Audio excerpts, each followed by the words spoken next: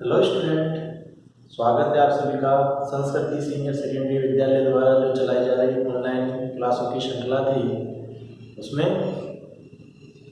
ये जो विद्यालय द्वारा आयोजित की जा रही श्रृंखला है ऑनलाइन क्लासेस की, इसके अंतर्गत हिंदी अनिवार्य जो है, उस हिंदी अनिवार्य की आपके कक्षा 9th क्षितिज भाग प्रथम यानी क्षितिज की जो भाग फर्स्ट बुक है उस पुस्तक को हमने प्रारंभ किया था। और आपके पाठ्यक्रम की इस पुस्तक में से जो है आपके हिंदी में मैंने आपको बता दी थी कि 2 पुस्तकें रहेंगी। तो प्रथम पुस्तक जो है हमने प्रारंभ की थी और गद्य भाग प्रारंभ किया था। इस गद्य भाग के अंतर्गत जो है हमने 2-3 अध्याय अभी तक कंप्लीट कर दिए हैं। तो इसी क्रम में आज हम आगे की ओर बढ़ेंगे। आगे की ओर चलने से पहले एक बार सभी को मैं जो है फिर से सूचना देना चाहूँगा कि अगर इस चैनल पर आप नए हो तो इस YouTube चैनल को आप लोग क्या करें, सब्सक्राइब कर लें और सब्सक्राइब करके सामने जो बेल आइकन है उसको प्रेस कर दें, उसको दबा दें। साथ में इस जो चैनल की वीडियो है इसको अपने क्लास के जो दूसरे अन्य विद्यार्थी है या फिर कोई आपका जानकार है, मित्रगण है, सहपाठी है, रिश्तेदार है, उसके साथ में इन वीडियो को शेयर करें, आप लोग साझा करें उनके साथ में, ताकि उनको भी इन निःशुल्क ऑनलाइन कक्षाएं जो है इनका लाभ प्राप्त हो सके।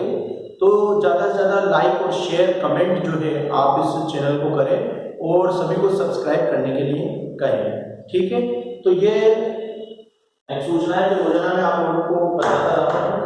आगे चलेंगे, कक्षा 9 हिंदी अनिवार्य क्षितिज की बुक आप लोग ले लेंगे। देखो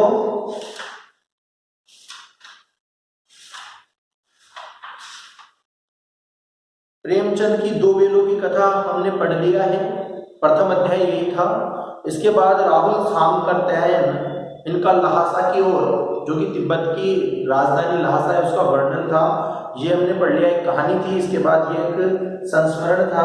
फिर श्यामाचरण दुबे जो है, श्यामाचरण दुबे के द्वारा तो श्यामाचरण दुबे जो है उनके द्वारा उपभोक्तावाद की संस्कृति जो था, वो उपभोक्तावाद की संस्कृति के विषय में हम पढ़ चुके थे।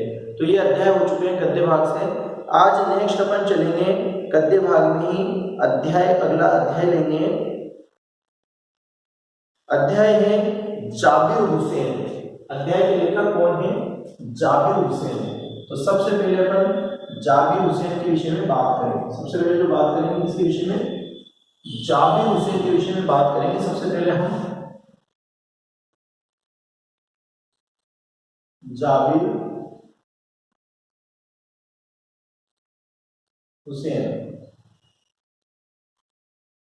हुसैन के द्वारा लिखा हुआ पाठ है, तो जाबिर हुसैन के विषय में बात करेंगे सबसे पहले अपन। और जाबिर हुसैन का हमारे जो इस पाठ्यक्रम में पाठ लिया गया है, उस पाठ का नाम दिया गया है सांवले सपनों की याद। जाबिर हुसैन का जो पाठ आया है, इस पाठ का नाम है सांवले सपनों की याद। इस अध्याय में हम जो है इसके माध्यम से पढ़ेंगे, ठीक है।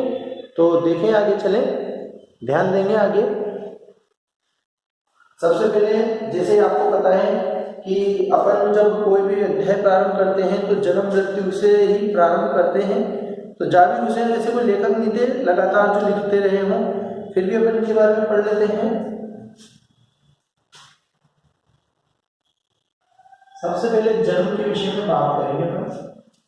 दिख रहा है क्या इतना आपको? यहाँ तक थोड़ा इधर लिख देता हूँ, आपको।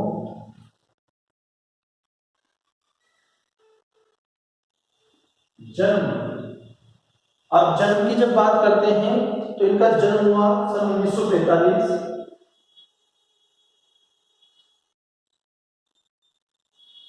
सन 1945 में। और स्थान कहाँ था? स्थान था इनका गांव नोनही, यानी कि गांव नोनही, राजगीर,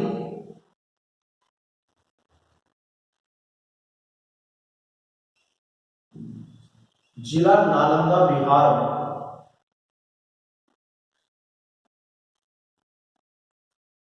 ठीक है, यहां इनका जन्म हुआ। सबसे पहले जन्म के विषय में बात कर रहे हैं। तो जन्म की बात कर रहे हैं तो सन 1945 में इनका जन्म ग्राम लोनी राजगीर बिहार के अंदर इनका जन्म हुआ है भाई। फिर देखेंगे आगे चलेंगे अपन जन्म के बाद में आगे चल बढ़ते हैं। तो देखो पहली पंक्ति में इन्होंने दे दिया है कि जाबिर हुसैन का जन्म सन 1945 में गांव नोनही यानी ग्राम नोनही है और ग्राम नोनही राजगीर है, जिला नालंदा लगता है और बिहार में इनका जो है जन्म हुआ। वे अंग्रेजी भाषा एवं साहित्य के प्राध्यापक रहे, यानी ये अंग्रेजी भाषा और साहित्य जो है अंग्रेजी भाषा और साहित्य के प्राध्यापक यानी लेक्चरर जिसे अपन कहते हैं, वो प्राध्यापक बनकर ये इन्होंने जो है अंग्रेजी भाषा और साहित्य का अध्ययन कराया। सक्रिय राजनीति में भाग लेते हुए यानी राजनीति से जुड़े सक्रिय राजनीति में भाग लेते हुए 1977 ईस्वी में मुंगेर से बिहार विधानसभा के सदस्य निर्वाचित हुए। देखो 1977 में क्या हुआ, मुंगेर से विधानसभा के सदस्य के लिए निर्वाचित हुए। इंपोर्टेंट बातों में जो परीक्षा दे रखी है उसमें से इंपोर्टेंट बातें की है पर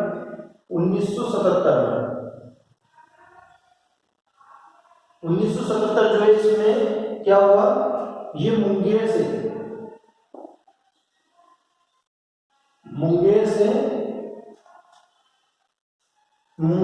बिहार विधानसभा के सदस्य बने।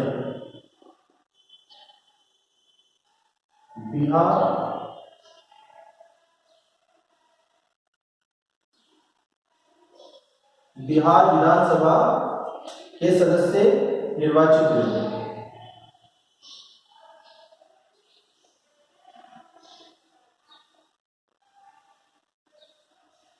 ठीक है, तो 1977 के अंदर मुंगेर से बिहार विधानसभा के सदस्य निर्वाचित हुए और मंत्री भी बने। उसके बाद सन 1995 उसके बाद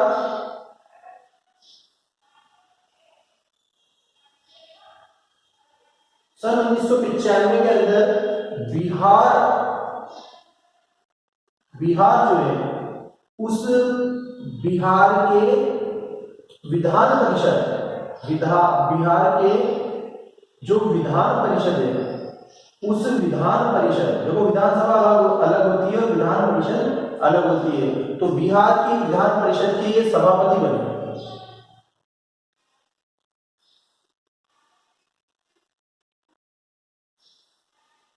ठीक है, दो बातें हुई हैं आपके सामने।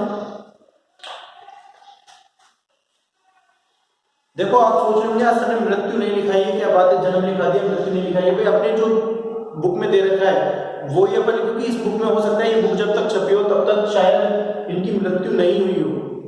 मैं नेट पे देख लूंगा, हालांकि आपको देखकर बता दूंगा, अगर मृत्यु अगर मुझे लिखवानी होगी तो मैं लिखवा दूंगा, है ना, इससे कंफ्यूज नहीं हो।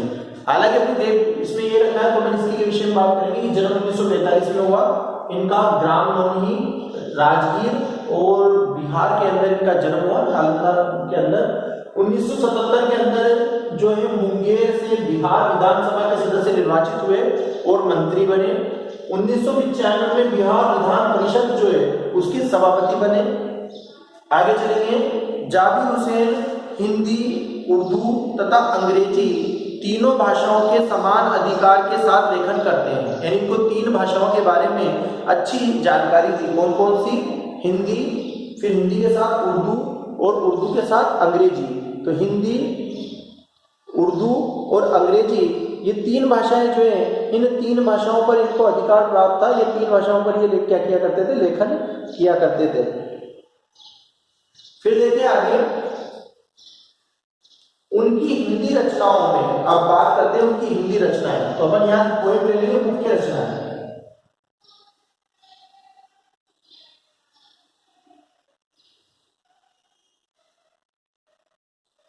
मुख्य रचनाओं की बात कर रहे हैं। मुख्य रचनाओं में आ जाओ कि उनकी हिंदी रचनाओं में जो आगे है, पहली रचना ये जो आगे है, ठीक है, जो आगे है। फिर दूसरी है डोला बेबी,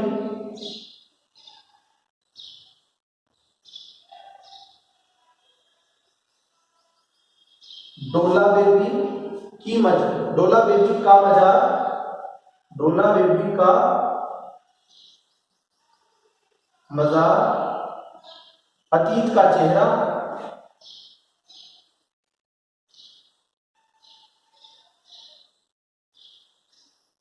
अतीत का चेहरा, लोगा,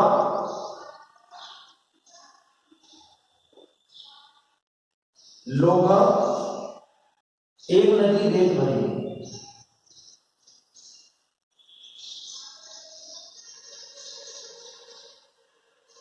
एक नदी रेत भरी आदि। ठीक है, ये इनकी रचनाएं हो गई भाई। कौन कौन सी रचनाएं हो गई? रचनाओं की जब हम बात करते हैं तो जो आगे है, डोला बेबी का मजार, अतीत का चेहरा, लोगा, एक नदी रेत भरी आदि, ये इनकी मुख्य जो है क्या हो गई, रचनाएं हो गई। ठीक है भाई, बिंदी मैंने बड़ी कर दी, आपको छोटी लग रही होगी, बिंदी नजर नहीं आ रही होगी। ठीक है, चलो तो वैसे भाई देखो, जाबिर हुसैन का परिचय, लेखक परिचय की जब हम बात करते हैं तो जाबिर हुसैन का परिचय इतना इंपॉर्टेंट अपने लिए नहीं है ना, तो ज्यादा दिमाग पर प्रेशर डालने की जरूरत नहीं, ज्यादा परेशान होने की जरूरत नहीं है, खाली एक बार समझ लेना है, ज्यादा इंपॉर्टेंट नहीं है। महत्वपूर्ण होता है तो मैं बताता हूँ कि बहुत ज्यादा महत्वपूर्ण है, इतना महत्वपूर्ण नहीं है, बस एक बार जानकारी देख लेनी है कि जन्म सन 1945 में ग्राम धोनी, राजगीर, नालंदा बिहार के अंदर, 1977 मुंगेर से, सन 1977 में मुंगेर से बिहार विधानसभा जो थी उस विधानसभा के सदस्य निर्वाचित हो गए। 1995 में बिहार विधान परिषद के सभापति भी बन गए। मुख्य रचनाओं की बात करें, हिंदी में जो मुख्य रचनाएं ये जो आगे हैं, फिर डोला बेबी का मजार, अतीत का चेहरा, लोगा, एक नदी रेत भरी आदि उनकी मुख्य रचनाएं हैं। फिर आ जाए पुस्तक पर, अपने लंबे राजनीतिक सामाजिक जीवन के अनुभवों में उपस्थित आम आदमी के संघर्षों को उन्होंने अपने साहित्य में प्रकट किया।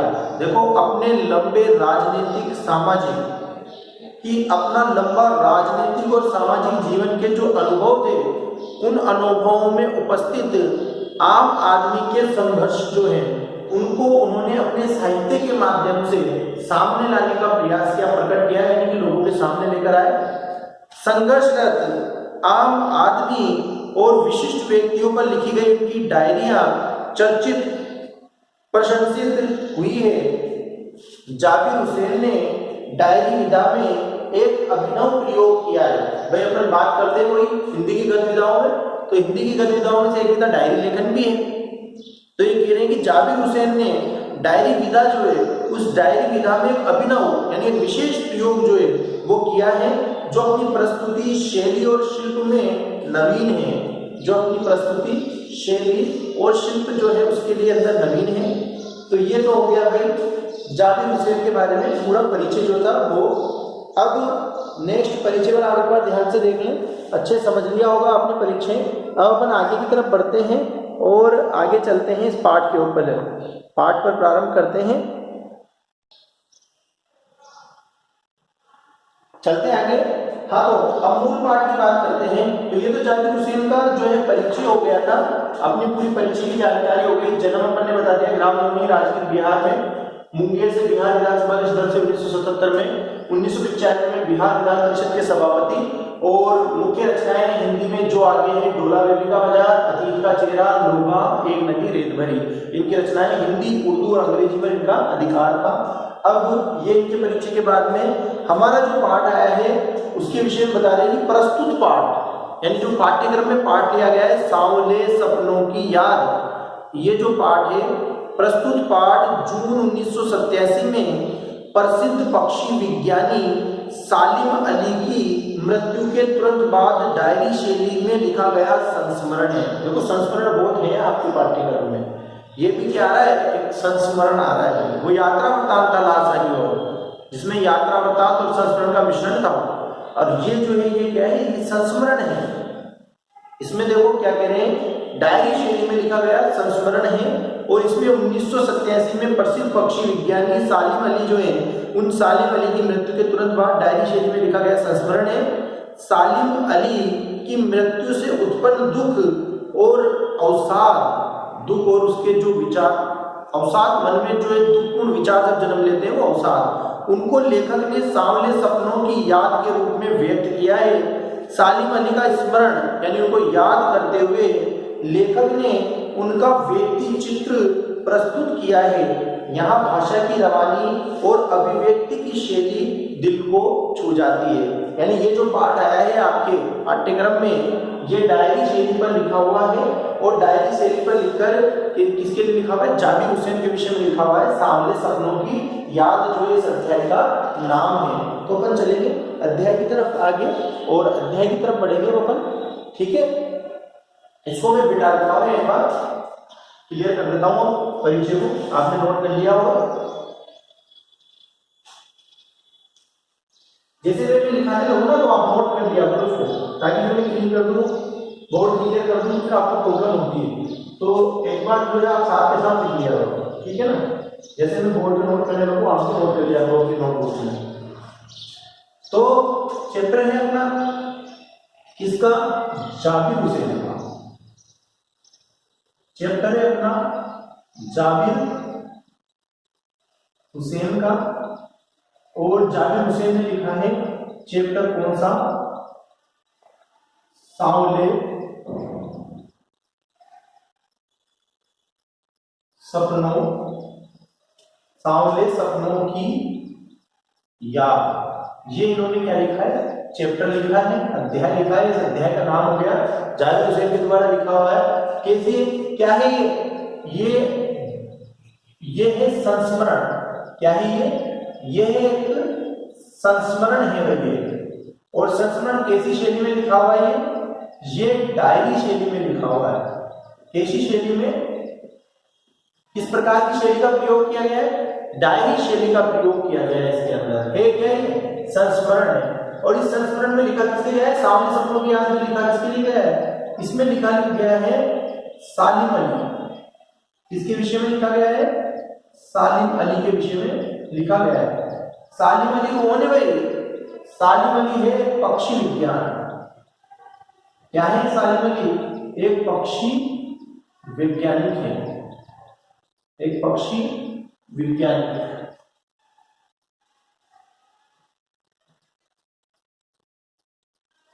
वैज्ञानिक या वैज्ञानिक कर देता हूं उसको, पक्षी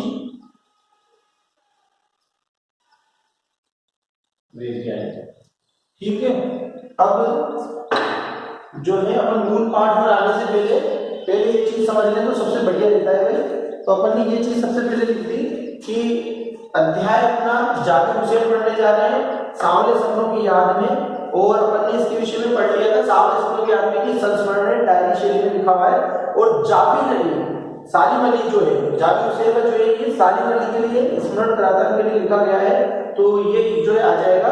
और ये क्या है? पक्षी वैज्ञानिक, वैज्ञानिक थे या विज्ञान पक्षी विज्ञानी हम उसको कह सकते हैं। तो उनके विषय में लिखा गया है। अब भाई देखो इसको मैं ऐसे कर देता हूँ थोड़ा सा आपके ताकि आपको अच्छा भी लगेगा, समझ में भी आ जाएगा। ये जाबिर हुसैन के द्वारा लिखा गया है, ठीक है। किसके लिए क्या लिखा है? सालिम अली के विषय में, सालिम अली के विषय में लिखा गया है यहाँ पर। और सालिम अली क्या थे? पक्षी वैज्ञानिक थे। और ये है क्या? ये एक संस्मरण है भाई। क्या है ये एक संस्मरण है। संस्मरण किसे कहते हैं? संस्मरण कहते हैं जो याद के आधार पर अपने कोई कोई घटना रही हो, कोई ऐसा समय बीता हो अपने साथ में जिसको अपन याद के आधार पर लिख दे, वो संस्मरण। और शैली कैसी इसकी? जैसे हम डायरी लिखते हैं उस डायरी शैली में ये लिखा गया है। चैप्टर का नाम क्या है? अध्याय का नाम, चैप्टर का नाम है सांवले सपनों की याद। ये लिखा है सांवले सपनों की याद, ठीक है। जाबिर हुसैन के द्वारा लिखा गया है। ये आपके बात समझ में आ गई होगी पूरा। जैसे कि एक आपको बात बताता हूँ, आप सभी हालांकि सभी जो है टीवी देखते हैं, मूवीज भी देखते हैं, फिल्में जो आती है फीचर फिल्में वो सभी आप लोग देखते हैं मनोरंजन के लिए। और देखो मैं ये गलत नहीं समझता हूँ कि जो फिल्म देखना कोई गलत है, लेकिन जो भी हम देख रहे हैं उससे अच्छी सीख लेना वो बहुत बड़ी बात होती है।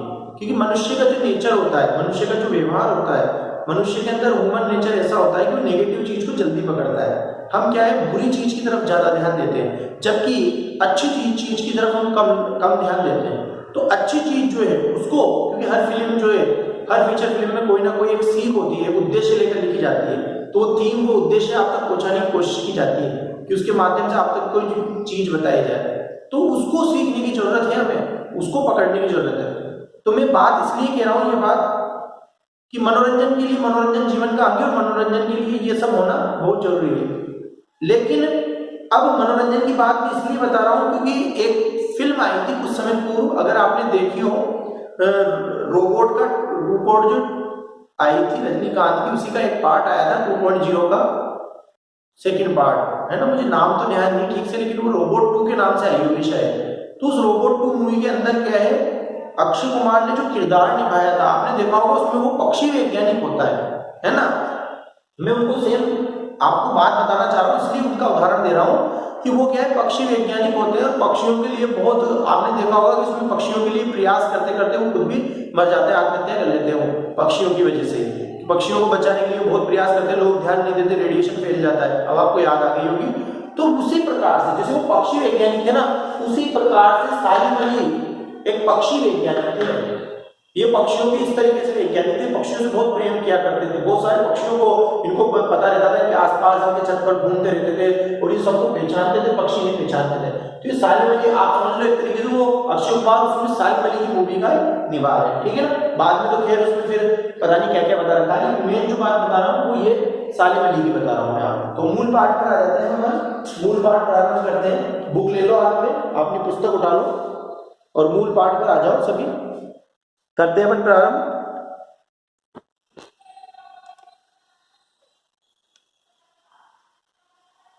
देखिए ध्यान देंगे, सांवले सपनों की याद, सुनहरे परिंदों के खूबसूरत पंखों पर सवार, सांवले सपनों का एक हुजूम, मौत की खामोश वादी की तरफ अग्रसर, कोई रोक टोक सके कहां संभव। सुनहरे परिंदों, सुनहरे जो सोने के जैसे हल्के रंग के हों, सोने जैसे रंग के हों, उसे कहते हैं सुनहरे। तो सुनहरे परिंदों के खूबसूरत पंख जो थे, उन पंखों पर मानो सवार सांवले सपने, कि अपने जो सांवले सपने थे, कुछ आनंददायी जो बीते हुए स्वप्न थे, उन सपनों का एक हुजूम, हुजूम कहते हैं एक साथ समूह जो होता है उसे हुजूम कहते हैं, हुजूम।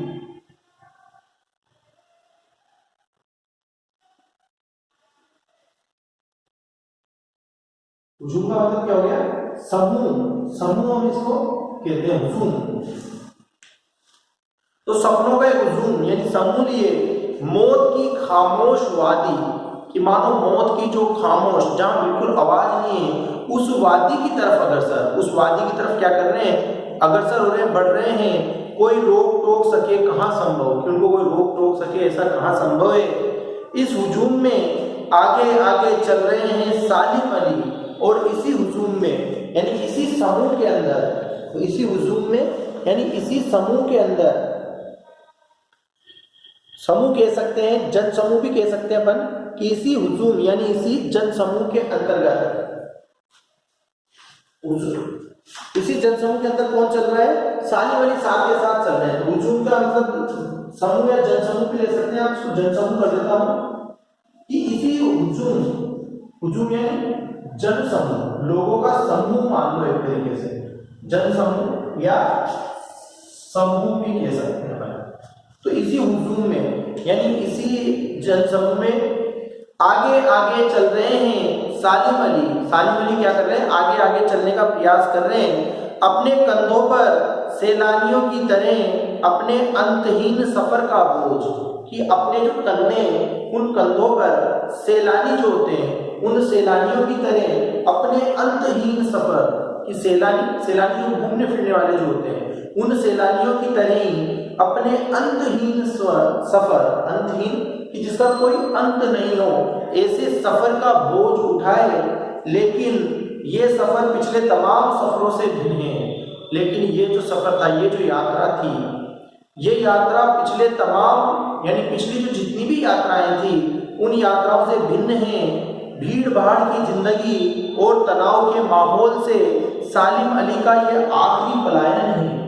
भीड़ भाड़ की जिंदगी और तनाव के माहौल की भीड़ भाड़ की जो जिंदगी है और तनाव का जो माहौल है, उस तनाव के माहौल से सालिम अली का यह आखिरी पलायन है कि भीड़ भाड़ भरी जिंदगियां और जो तनाव का एक माहौल, एक वातावरण होता है, उससे सालिम अली का यह आखिरी पलायन था। वो आखिरी बार वहां से जा रहे थे, अब तो वो उस वन पक्षी की तरह प्रकृति में विलीन हो रहे हैं जो जिंदगी का आखिरी गीत गाने के बाद मौत की गोद में जा बसे हों।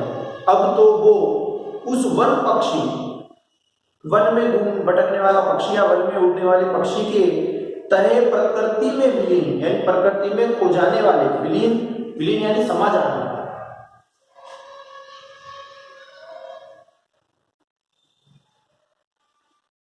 समा जाना। विलीन का मतलब क्या हो गया? समा जाना। तो क्या है? विलीन हो जा रहे हैं जो जिंदगी का आखिरी गीत गाने के बाद मौत की गोद में जा बसा हो। कोई अपने जिस्म की हरारत और दिल की धड़कन देकर भी उसे लौटाना चाहे तो वे पक्षी अपने सपनों के गीत दोबारा कैसे गा सकेगा? देखो, वो प्रकृति में क्या होने जा रहे हैं? प्रकृति में विलीन होने, विलीन होने का तात्पर्य समझ गए आप लोग? विलीन होना यानी बिल्कुल उसमें समा जाना, खो जाना उसी में। जो जिंदगी का आखिरी गीत गाने के बाद, कि जो जिंदगी का आखिरी जो गीत था, उस गीत को गाने के बाद मौत की गोद में जा बसा हो, यानी जीवन उनका पूरा हो गया था, वो मौत की गोद में मानो जा बसे हो। कोई अपने जिस्म की हरारत, यानी जिस्म की हरारत का मतलब अपना शरीर जो है, जिस्म का मतलब है शरीर, और हरारत यानी शरीर में चलने वाली जो रक्त की जो गति होती है उसे हरारत, और दिल की धड़कन, और दिल में चलने वाली स्पंदन, धड़कन जो है, उसको देखकर भी उसे लौटाना चाहे, उसको देखकर भी उन्हें वापस लौटाना चाहे तो वे पक्षी अपने सपनों के गीत दोबारा कैसे गा सकेगा?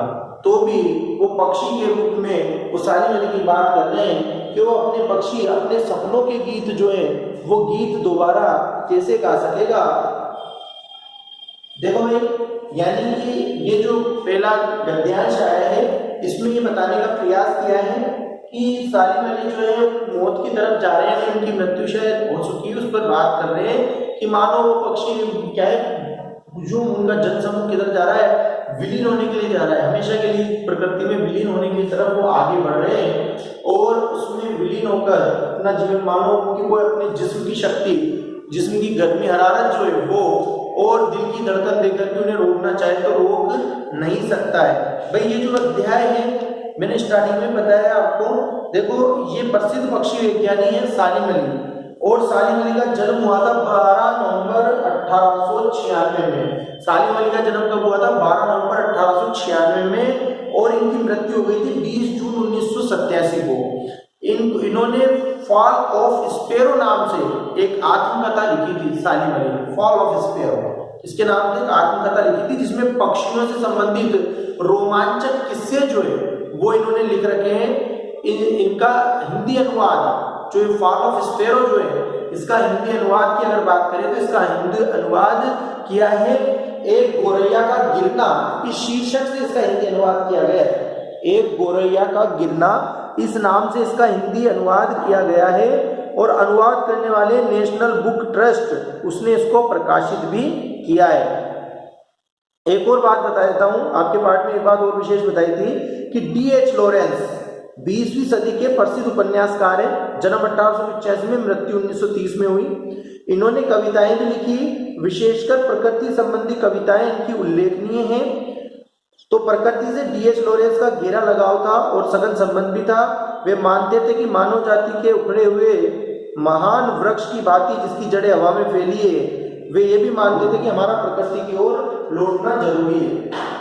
तो यानी कि ये जो अध्याय है सालिम अली के जीवन के बारे में बताएगा हमें। आज हमने प्रारंभ कर दिया है, जाबिर हुसैन के द्वारा लिखा हुआ था सामने सपनों की याद, और इसमें एक संस्मरण था जो कि डायरी शैली में लिखा हुआ है, और सालिम अली जो पक्षी वैज्ञानिक है उनके विषय में बताया गया है। ठीक है, तो आज के लिए इस कक्षा में इतना ही रखेंगे। आज आप जाकर परिचय पढ़ लें, पाठ परिचय पढ़ लें, एक अध्याय पढ़ लें, पर्याप्त है आज के लिए। और अपना गृह कार्य जो PDF ग्रुप में सेंड कर दी गई है उसको फटाफट से करके, और गृह कार्य होमवर्क का जो ग्रुप बना है उसमें भेज दें। तो आज के लिए बस इतना ही। शुभ दिन, धन्यवाद।